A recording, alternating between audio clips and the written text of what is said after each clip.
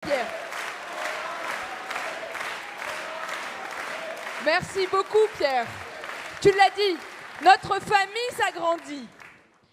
Et c'est pour ça que je vais appeler cette fois-ci un homme qui est maire de Nancy, qui a très envie de nous rejoindre pour parler d'Europe, parce qu'il l'a vu au quotidien. Mais il y a aussi un petit signe, le même qui a été brouillé tout à l'heure. Il l'attendait, mais il va nous rejoindre tout de suite. C'est Laurent Hénart.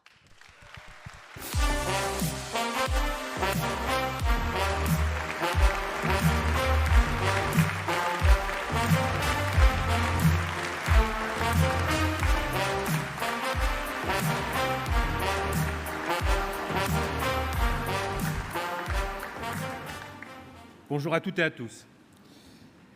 Mes chers amis, je voudrais commencer par des remerciements. Parce que ça a été dit, nous sommes très différents ici dans cette salle. Le plus jeune parti, Stanislas, La République En Marche, avec le plus ancien, les radicaux.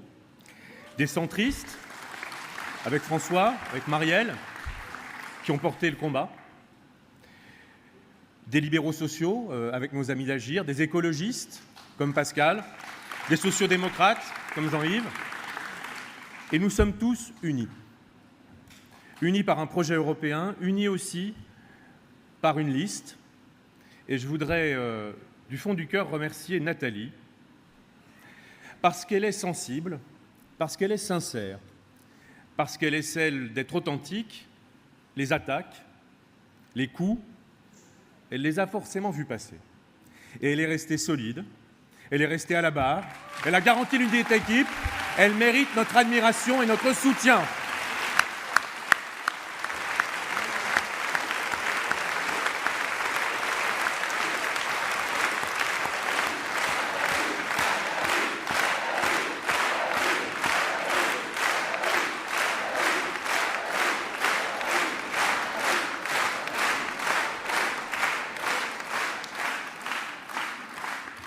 Alors les événements de Lyon nous rappellent que l'histoire est tragique.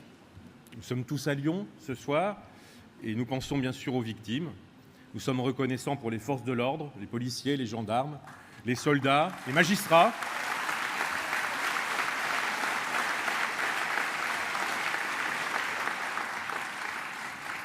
Et le Lorrain que je suis, qui pendant plus de 1000 ans a été, pas moi personnellement, mais la Lorraine, écartelé entre la France et l'Allemagne, sait combien cette histoire dramatique, on peut l'oublier vite quand les choses vont mieux et ne pas mesurer les progrès d'une construction pourtant fragile.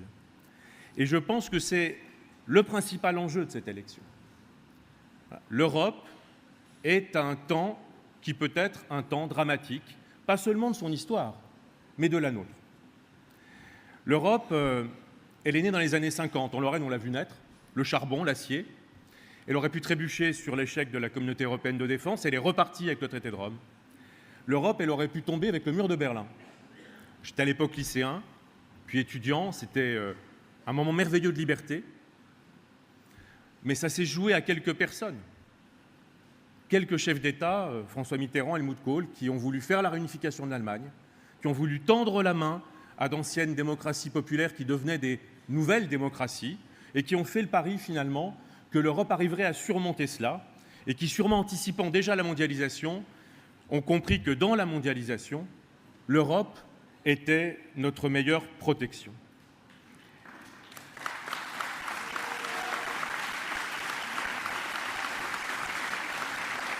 Je voudrais ce soir évoquer 3 sentiments brièvement.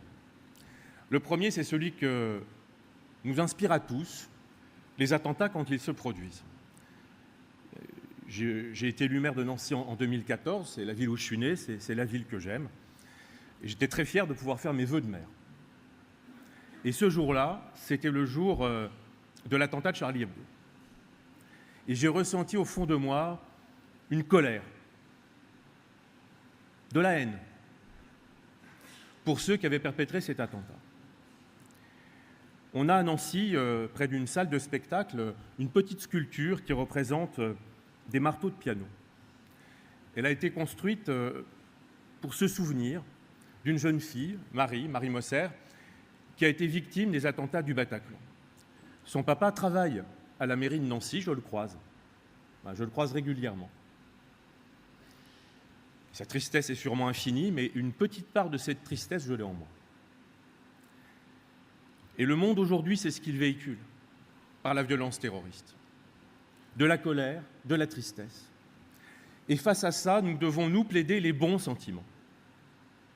La générosité, la bienveillance, l'ambition, l'audace, le courage. Et tout ça, c'est le rêve européen.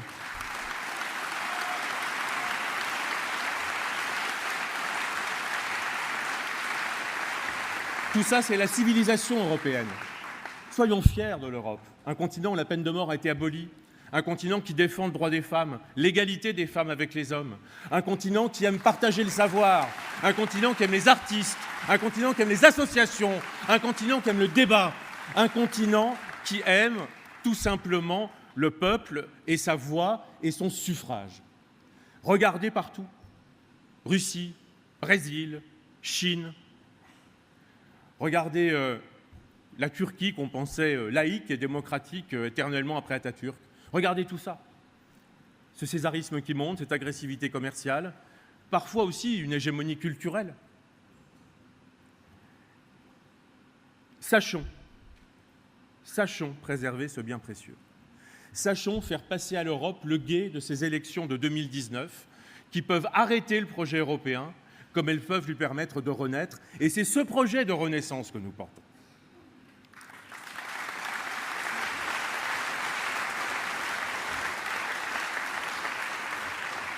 Le deuxième sentiment que je voulais partager avec vous rapidement, c'est celui de vertige. Vous savez, le mouvement radical est né dans une époque, la révolution industrielle, où le progrès de l'économie pouvait porter le meilleur, mais pouvait porter aussi le pire.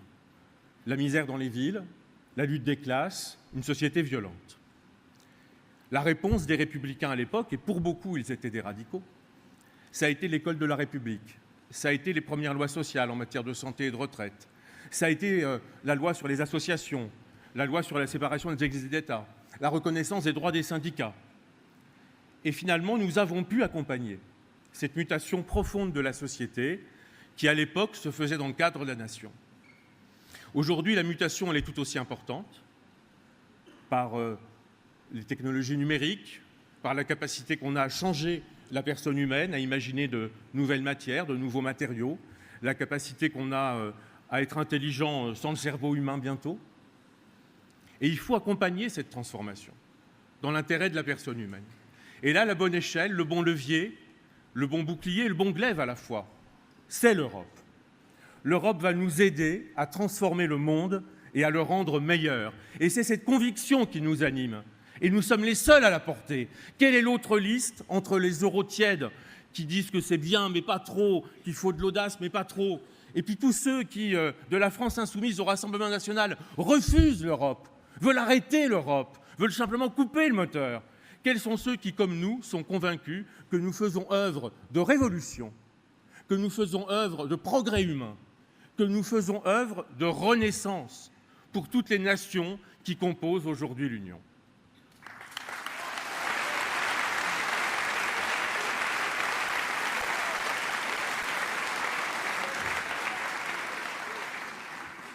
Je voudrais terminer avec un sentiment qui est toujours agréable et particulièrement vivace dans cette salle aujourd'hui. Tu as raison, Pierre. La chaleur. La chaleur entre nous, elle vient souvent d'un regard, elle vient souvent d'un visage, elle vient souvent d'un geste, elle vient plus des sentiments que de la raison. Et l'Europe, elle a besoin de visage. Elle a besoin de visage pour se rapprocher des gens et pour les entraîner. L'Europe, depuis 2017, elle a un visage, celui d'un jeune président de la République. Un des rares présidents à avoir été élu en faisant campagne pour l'Europe, en expliquant qu'une partie de la grandeur de la France et du bonheur des Français passait par la transformation de l'Europe et par le rêve européen. Ce président, c'est Emmanuel Macron.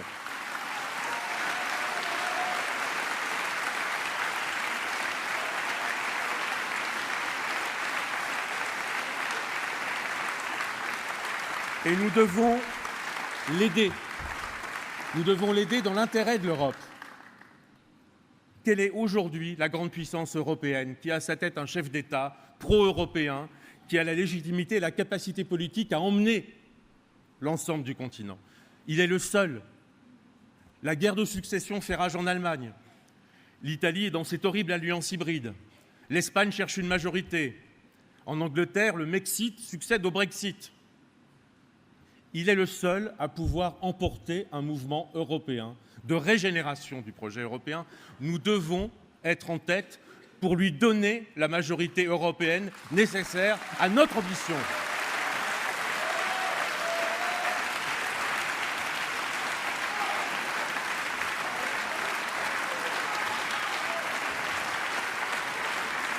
Et disons-le, il y a aussi un visage qu'on n'a pas envie de donner à l'Europe.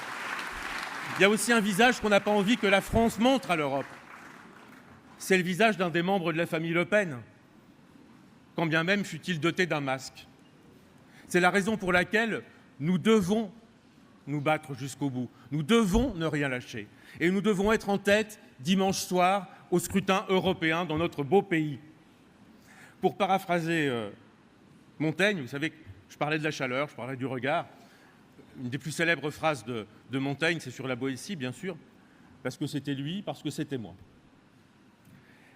Et je dirais parce que c'était eux, les peuples européens, et parce que c'était nous, la Renaissance européenne, nous allons gagner!